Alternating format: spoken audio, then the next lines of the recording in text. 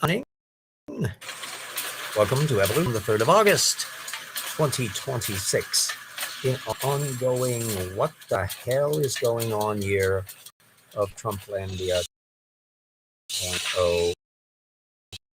Let's don't forget our cute WordPress, which is always linked to in all of the videos. Okay.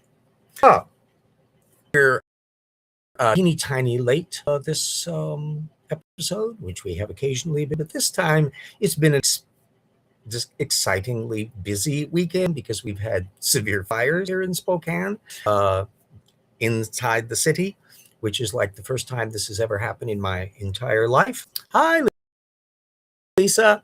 Had to temper the house. Fortunately, the fires didn't quite get to the point where they were in this area, but the evacuation zone was hovering around the edges there for a while, and the air is really smoky. Although the fires are being continued. Apparently, Spokane made the national news, CNN, and all of that for all the fun and games going on there. My relatives, we were communicating back and forth saying, okay, I'm okay. Yes, house is not burned down. I'm back home doing laundry.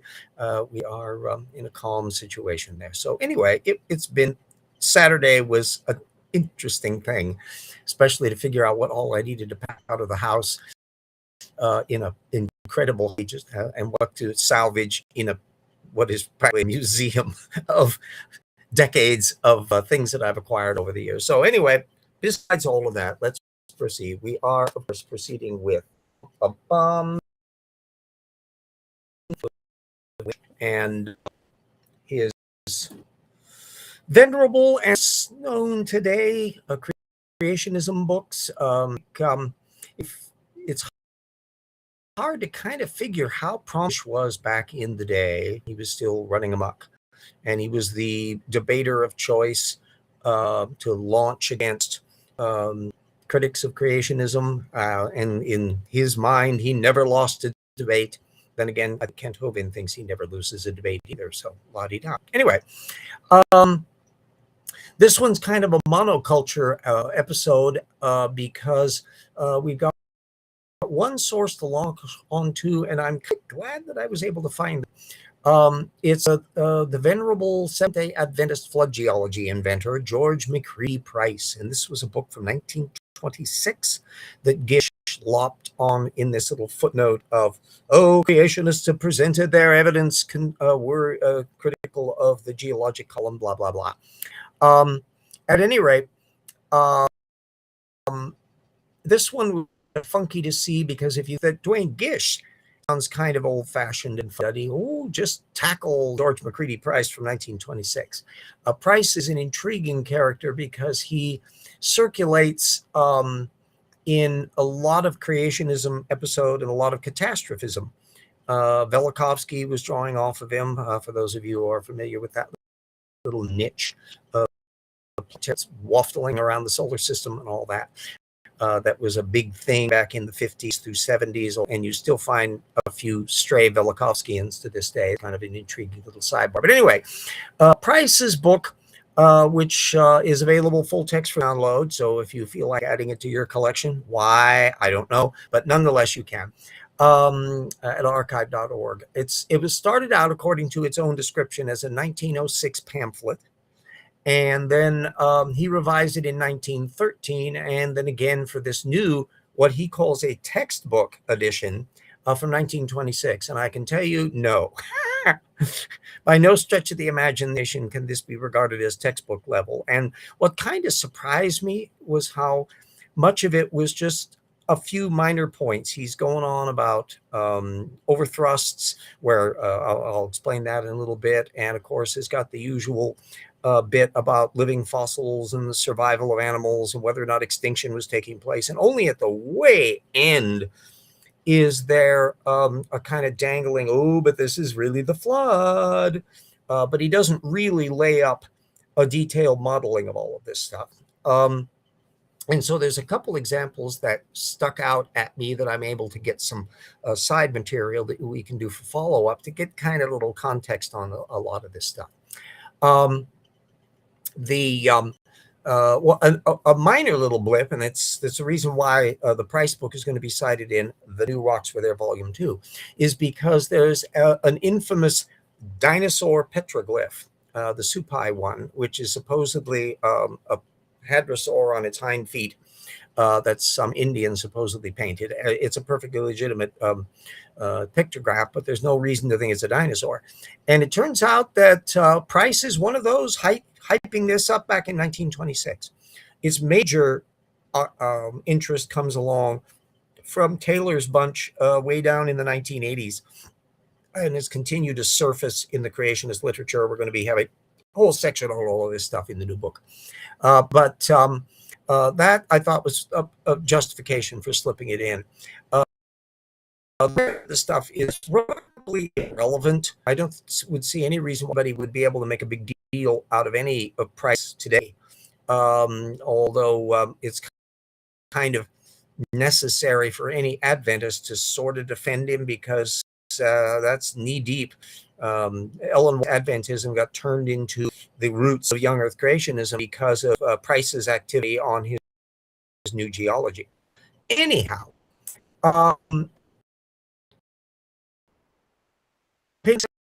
he shows how incredulous he is about this thrust fault thing. There's a whole tectonic thrust faults that, as rocks get tilted and jiggled around, and earthquake activity can be pushing a slab of stuff up, and it will basically spill over and land on top of stuff that's actually such that it's being put up over material that's actually younger.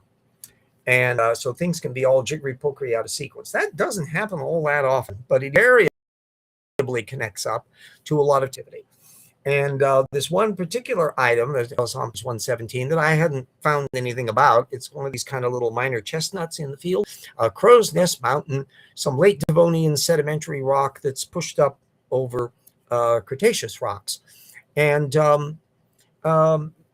you could compare the 5 or 6 pages that he devotes to all of this. He shows little pictures and all this kind of stuff, to the 1962 technical paper that Raymond Price, apparently no relation to George Macready, did on it. And I'll be putting the full length on that, the geologic structure of the central part of the Rocky Mountains in the vicinity of Crowsnest Pass, which is showing the stratigraphy and how, as you move along from one zone to the next, the amount that's gotten thrust over has varied and jiggled around, and things have been eroded away, and what sections have disappeared, and all that kind of stuff. The overthrust issue, when you look at the entire planet and modern plate tectonics and all the rest, a lot of these issues have kind of faded in the literature. They were, again, really big deals. The Lewis overthrust was a classic topic that was popping up in creationist literature in the Dwayne Gish era, and it was showing up in Richard Milton's book because he's siphoning off stuff from young Earth creationists, but it's relatively little used today. It's kind of faded by the wayside. And if anybody that's watching the show, or Joel Duff or anybody else happens to spot in, issues of where it's still being fielded much, kind of let me know. I'll check to see if that's in different field, because from the material I've been following from CMI and from the stuff appearing in Acts and Facts, it's not showing up a lot. If you look at Tim Clary and the others at ICR, they're basically running amok through national parks and not really paying a great deal of attention to some of these older issues. Anyway, along the way, a little blip from a Billy Willis, an article that he was terribly enthusiastic about from this geologist, and listed as only Bulletin Geological Society, Volume 13, pages 305 to 352, unquote. No date, no title, what the hell was going on. And so I wasn't entirely expecting that I would be able to find material on it, but turns out, yeah, and it's from way back in 1992. So it wasn't exactly a hot stuff item, really for the as it's called, Gatval. There are a few locations in this area, and certainly there are locations where we have almost all of the geologic column, the Grand Canyon being a perfectly fine example. There are unconformities in some sections of it where you pick it up in other areas. But no one's ever going to accuse Kent Hovind or the average creationist of being very good geologists. And even when you have ones that are actually technically geologists, like Tim Clary and others, they're milling the material far and wide. No whole stratigraphy issue that if you have rocks here and more rocks next door, and that has part of the rocks that are here and other parts have eroded away, you can assemble it like a linear jigsaw puzzle, spreading over time and space to where you can piece together the components. And if, again, the issue that Jackson, my co-author, is particularly keen on pointing out is their terrible attitudes about index fossils and others that exist in particular slices. And so you find a time slice here, and then you find here, and by and large, most of the geologic column is a layer cake where the bottom is older than the stuff on the top, Steno's principle. And that's the vast majority of the geologic systems are covered under that. The little overthrusts and wrinkles are interesting and fascinating geologically, but in terms of the proportion of the whole, they're very peripheral. And so every attempt by creationists to kind of sweep aside the 99% of the world's geology that doesn't fit the cliche isn't helping their case at all. Anyhow, so this 1902 paper, it's fairly lengthy, but I was unfamiliar with Bailey Willis by name. And so I decided to look him up. And it turns out, perfectly legitimate geologist. He's been dead for a very long time.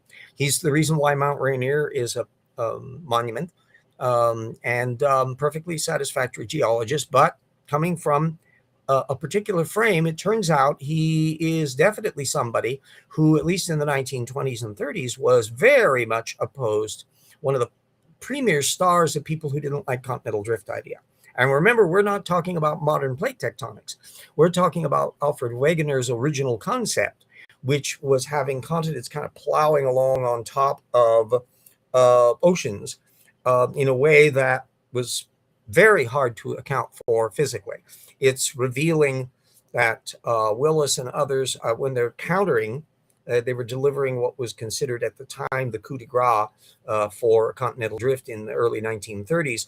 They're calling attention to things like the Isthmus of Panama and stuff that in modern day understanding are kind of irrelevant to the matter, but it was perfectly understandable for geologists at that time, up until the discovery of seafloor spreading, to dismiss a plate tectonic or continental drift because it was you couldn't figure out how to have a mechanism for it. Seafloor spreading and plate tectonics revolutionized things because now we were seeing that it wasn't continents plowing along on top of oceans.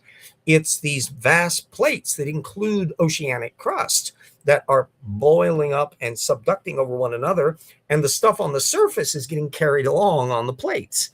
And so there was no plowing involved, and so the dynamic of it's changed completely. And of course, we can physically measure how fast plates are moving, blah, blah, blah. So we've got the circumstance, and ironically, convection currents and things inside the Earth were things that were not properly appreciated. Lord Kelvin, the guy that was trying to put a boundary of like 60 million years on the age of the Earth way back in early 1900s,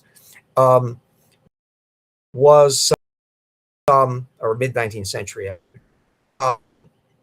was missing convection inside the Earth. And so even without radioactivity about the age of the Earth, he was kind of missing the ball on this. There was a woman scientist who was overlooked, who was a geologist who was spotting the connection between the Mid-Atlantic Ridge and a potential continental drift issue way back in the 1920s. Ironically, at the time that Wegener's model was being dismissed, heck, what could a woman have to say about anything like that? They kind of ignored it. All of that resurfaced in the 1960s when they started measuring seafloor spreading and the magnetic bands across that clearly indicated what the hell was going on. And in a very quick revolution, suddenly volcanic activities and ocean arcs of volcanic arcs, all of this started making sense, mountain formations and all of that. And within 5 or 10 years, plate tectonics was now the model of things. And creationists have never been able to catch up, except parasitically by things like catastrophic plates, where they just try to speed everything up really fast. You've advocates of it arguing that all of the Earth's mountains were thrown up in literally 1 hour or 1 day. Very up in some of the stuff that's standing for truth. The video on the last of hydroplate theory from Walt Brown, and that's noted in the new book. Anyway, leave all that cute little stuff with Bailey Willis aside. This then puts up a primary lesson when investigating footnotes, especially older footnotes, is look them up. Find out who they are. If they're unfamiliar characters, see if there's a Wikipedia page on them. Look to see what publications they've done. Find out what happened. Sometimes there are cases like this where they were perfectly satisfactory geologists who were just behind the curve on the data field. The data moved on. As you find out, are cases that will be in the book about cosmologists who have attitudes beyond the cosmology, and you put the perspective about their source method. So anyway, our little part 2 of this week's episode is an article that came up in Creation magazine in last July from Jonathan Corrado, and it was taking aim at the physicist Steven Weinberg and his discussion of materialism. And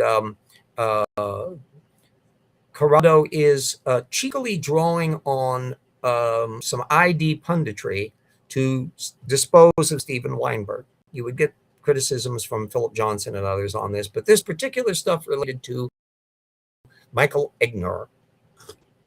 Egnor is a really funky one, and it's interesting because of background information that turned up on this, and how clearly these people are just grasping at straws and the acidically drawing on somebody in the science community. Anyway, here's the big quote.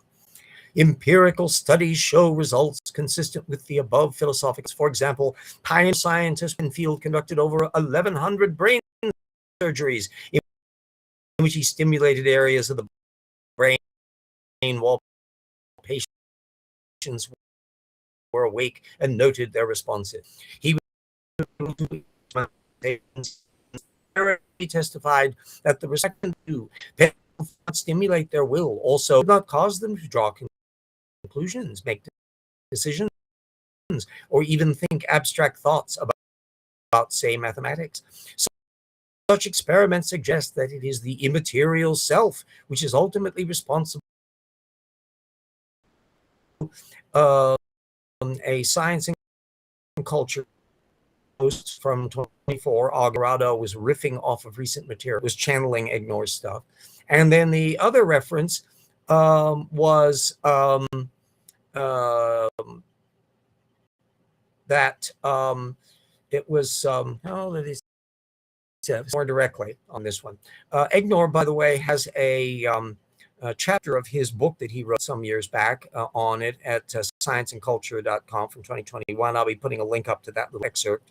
You won't be astonished by the content or much in the way of references. But it's interesting that another young Earth creationist, Matt Wellborn, also burbled over Egnor's stuff, and that one's at the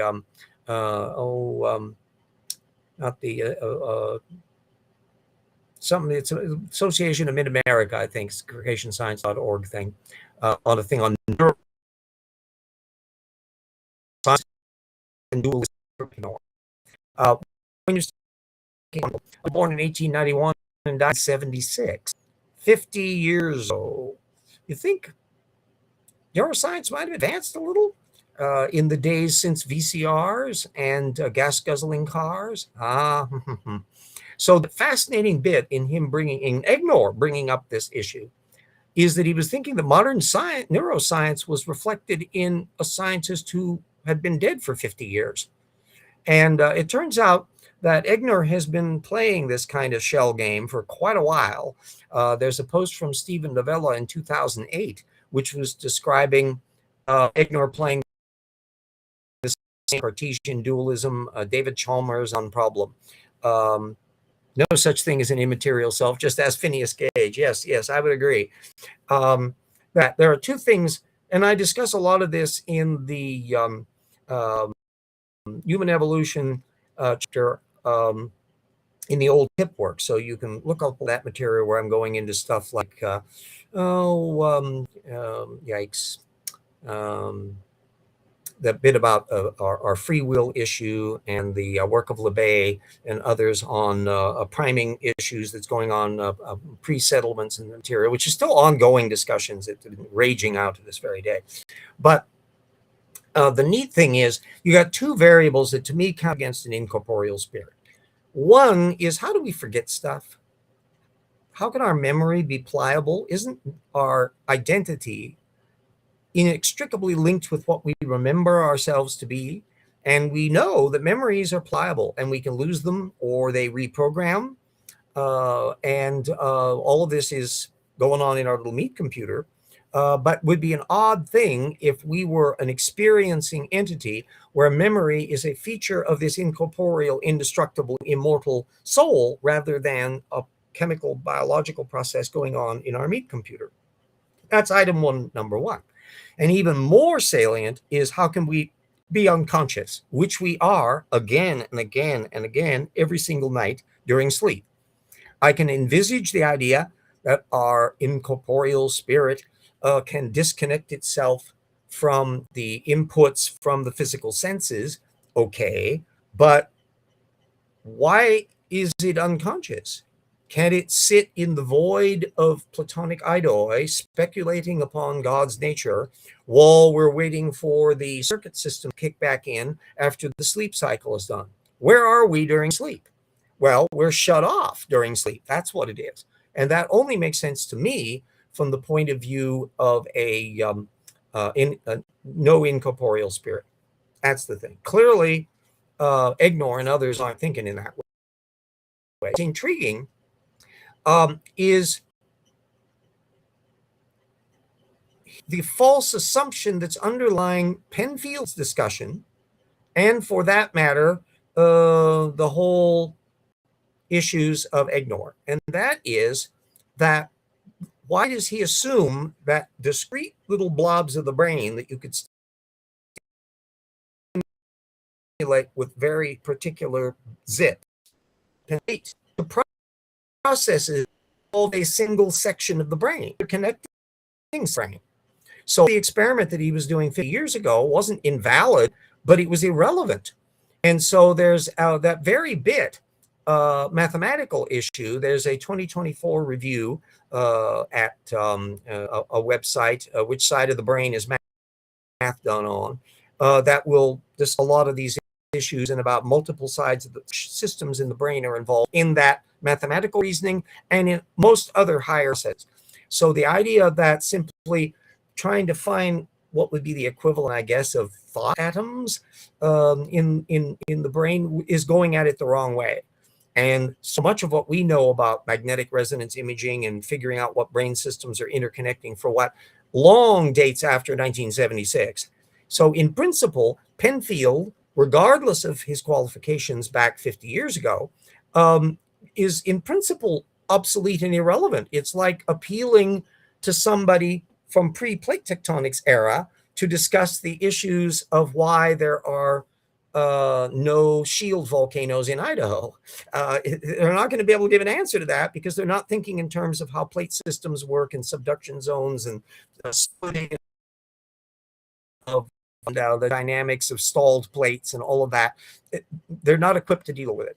So this is an interesting example. Plus, by reading Novella's piece, you'll get a sense about what Egnor has been doing. He's an annoying jerk, a very pompous, self-assured. He does come from a neuroscience background. I haven't checked to find out. I wouldn't be surprised that he has some actual technical literature published around, knocking around. But going by his upfront material, including that chapter excerpt that you can have to look at. It's nothing to exactly write home about. And one of the issues that I've been doing in the Troubles in Paradise project is keeping track of that among the many topics that I'm measuring what creationists cite or not, is neuroscience and cognitive, and areas that's almost completely invisible in the anti-evolution literature. They're bumping into it only peripherally. Only a few people are ones who often cite just secondary sources, public accounts of things. They're miles away from the thing. And the amount of technical literature that's been going on figuring out how the interconnections of the brains and things work is literally not on the scope in the same way that the creationist scopes. That the number of people diving into the detailed nuances of neuroscience at the technical level is less than the number of people diving into the reptile-mammal transition, and that ain't a lot. There's only like a couple dozen out of thousands of anti-evolutionists. So that gets a little bit sense on that. We'll be touching on little elements of that in the new book, but probably a lot of that will have to wait until we're delving into much broader issues about the nature of the mind and the evolution of religion and the like in resumed work on that, and to some extent in how we're dealing with the conspiracy thinking stuff, which will be the next book that I will be dealing with. Oh, and I will point out, Jackson is now a fully real-life published author. Did a paper on beetle carapaces that has just been published. He put a link up to it in our network and that, and I retweeted that so everyone could see what that's going on. Thank you, and a nod out and a shout out to actual published author Jackson in the science department, whereas I am but an old fart in Spokane, Washington, laboring to shrink down the chapters that I've already taken care of. I got a little post from Jackson prodding me as to how I'm going along on the Ark Encounter chapter. That I've begun the scaffolding on that, but we suddenly got a gear shift with having to take all the notes out and stick them in the car to make sure they didn't get burned up. I got to bring them back into the house and resume material. So aware of well, got the two to go. Have is compacted so they have enough space to acquire everything else, because the verbose on the flood legend material and all the soft tissue and all the material on cosmology, simply because the material to cover has been big and leave anything out. But tweaking, adjusting the presentations, I've been able to ease out the pages of acts without leaving any other content out, and just a matter of tidying up the structure of it. So anyway, we're working on it, Jackson. We're working on it. We are not ended. So then, we'll be having the links on all of that material next week, of course. Will be one of our exciting Casey Luskin weeks, where we are now maybe about a quarter of the way through the whole thing, depending on just how much past 800 their list is. They never gave a complete total in that, but once we're done, we will have counted every bloody one of them and gone through every single one of them.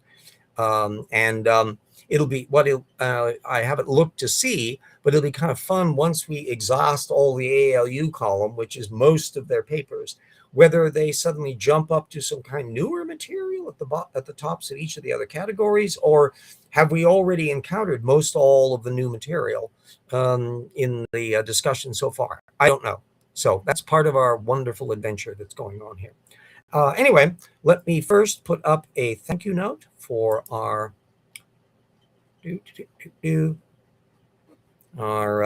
patrons who have been sticking with the old RJ here through thick and thin and thin and thick. And as our times get progressively thinner, as Trumplandia continues to muddle along,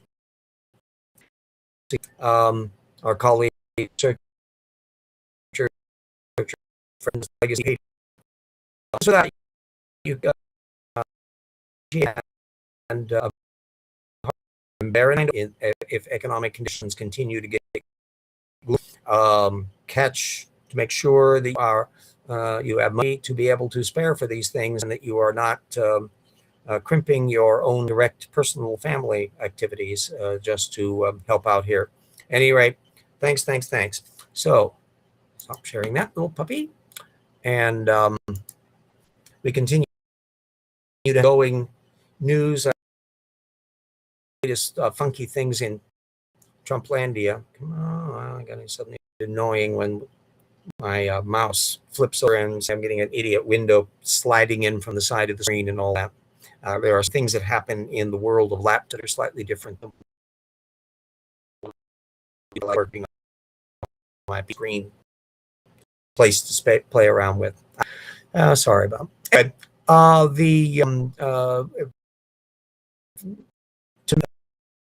Things of the recent bit was Janine Pirro imploding when they're basically announcing that their claims and prosecutions of supposed vandalism of the big reflecting pond were unjustified, and that it was installation error and incompetence on the part of the no-bid contract that Mr. Trump laid out.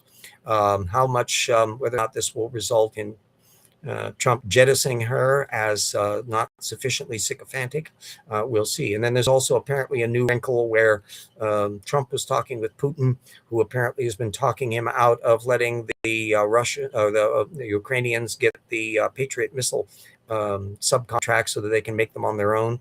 And yet another. Certainly, the amount of time and effort Putin has spent to keep Trump in power or get him into power has been grift well spent from their point of view, but not necessarily for world peace or tranquility. My pathetic. But remember, Trump has the attention span of a gnat, and therefore the next person to talk to him can easily steer him back onto another course. He's becoming increasingly manipulatable, which is certainly a worrisome thing. As his mental condition deteriorates. So it's just a matter of who can play shuffleboard as to who he gets to talk to. So Putin may find that his manipulations are short-lived because attention span of trying to toast Trump and to send him to the... Yes, well, that will be some interesting circumstances. It's going to be an interesting next decade or so as we work out not only the fallout to see whether any of the people in Trumplandia can actually be held accountable for their misdeeds, and secondly, to try to get institutional adjustments and legislative adjustments to compensate and restructure so that this kind of mess can't happen again, or certainly can't happen easily. A lot to do. Need to expand Congress. I think we need to eliminate gerrymandering constitutionally. There's a whole bunch of things that we need to do. And for that, you need the votes. For that, you need to have lots of progressives in Congress and in the Senate and at the state level. If you can get that as well, then you can get constitutional amendments through. There's can be all sorts of things that can be done. It's all up to us kids, and it's up to the younger generation, some of whom need to get off their smartphones and start paying attention to what's going on, because kiddos, it's your future. I'm not planning on checking out anytime soon, but you, I would hope, wouldn't want to check out anytime soon. And so you have the next decades ahead of you that you're going to be living in the world that your vote or non-vote is making today. So get off the stuff. Time's wasting. We cannot allow Tortugans to be in political power at the degree they are, because you can clearly see that's an F up. That is not a good idea. So let us put our little advert up for rocks for there. Get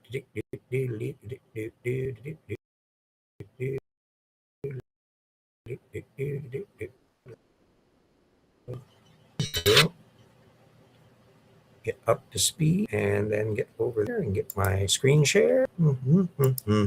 Expand SCOTUS. Yeah, SCOTUS. Yeah, this is support. We're at 9. FDR wanted to expand the court. We may have to do that as well. And probably have to eliminate the idea of lifetime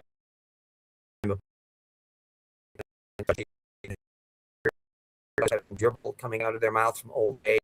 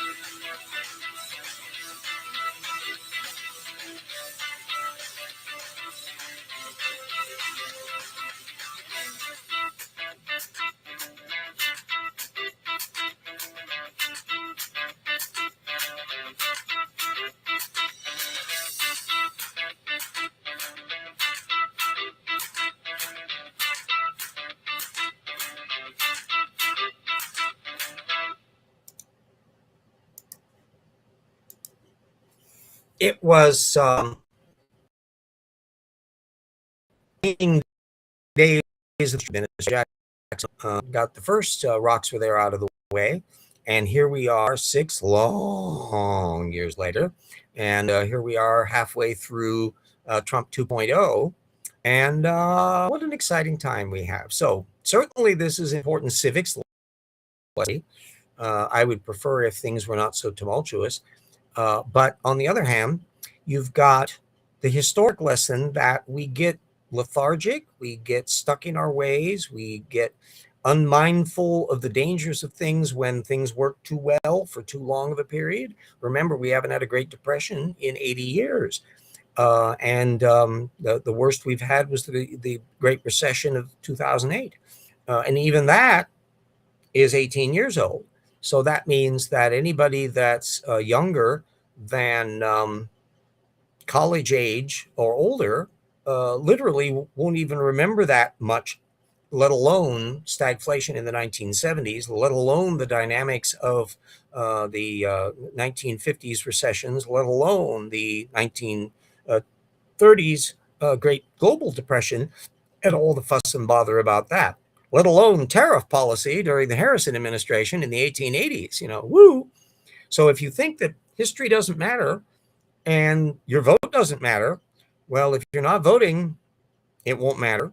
And if you're not paying attention to history can bite. And it's up to everybody to pay closer attention to this stuff. I do the best I can because I plan on living in a world in which things aren't really mucky screwed up. I don't like that. We want to get off to be in visiting planets and doing all sorts of exciting, fantastic things and having people not dying of diseases that they shouldn't and all that. And we're not there yet. We still got a long ways to go to make a more perfect union and to make a more perfect planet. Not perfect, just more perfect. So anyway, everybody stay super duper safe.